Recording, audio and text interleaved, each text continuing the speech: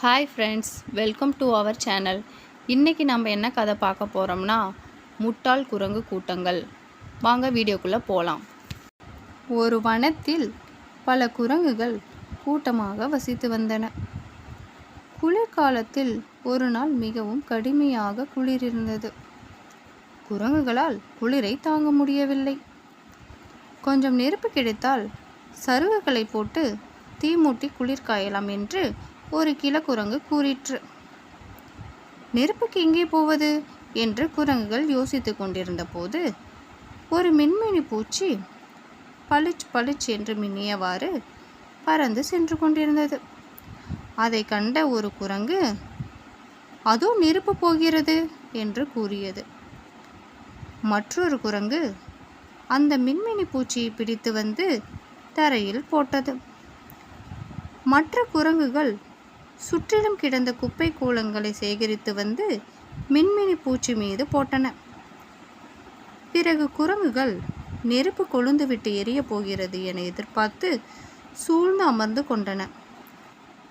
ஆனால் தீ எரியும் வழியை காணோம்.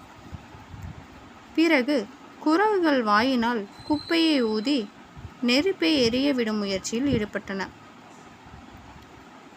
மரத்தில் அமர்ந்து குரங்குகளின் கோமாளி கூட்டத்தை கவனித்து கொண்டிருந்த ஒரு புறா கலகலவென்று சிரித்தபடி மரத்தை விட்டிறங்கி கீழே வந்து அமர்ந்தது.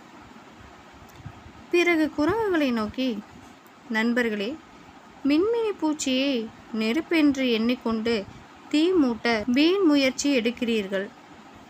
நீங்கள் என்னத்தான் வாயால் ஊதினாலும் மின்மினி பூச்சியிடமிருந்து நெருப்பு வரவே வராது. வீண் வேலையை விட்டுவிடுங்கள் என்று புத்திமதி கூறிற்று. உனக்கு ஒன்றும் தெரியாது, வாயை மூடிக்கொண்டு உன் வேலையை பார் என்று கூறிவிட்டு குரங்குகள் மறுபடியும் குப்பையை வாயால் ஊதி தீ உண்டாக்க முயற்சி எடுத்தன. புறா குரங்குகளின் முட்டாள்தனத்தை எண்ணி பரிதாபப்பட்டு திரும்ப திரும்ப குரங்குகளுக்கு புத்திமதி கூறி கொண்டிருந்தது. இதனால் கோபமுற்று குரங்குகள் புறா மீது பாய்ந்து அதனை பிடித்து தரையில் மோதி கொன்று விட்டன. என்ன குட்டீஸ், இந்த கதையிலிருந்து நமக்கு தெரிய வரும் கருத்து என்னவென்றால், நல்லவர்களுக்கு புத்தி சொல்லு, முட்டாள்களுக்கு சொல்லாதே. இந்த கதை பிடிச்சிருந்தீங்களா? லைக் பண்ணுங்க, ஷேர் பண்ணுங்க, மறக்காம சப்ஸ்கிரைப் பண்ணுங்க. தேங்க்ஸ் ஃபார் வாட்சிங்.